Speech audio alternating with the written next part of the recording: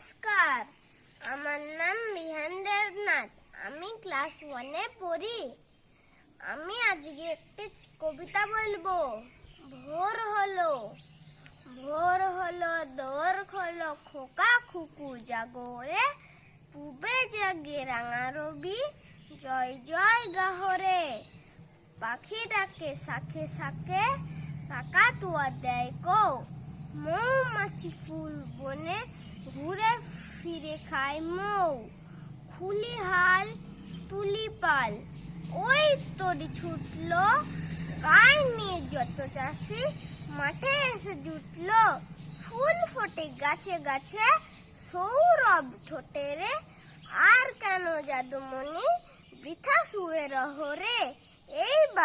এইবার খোকা খুকু জাগো রে, পূবে জাগে রাঙা রবি, জয় জয়।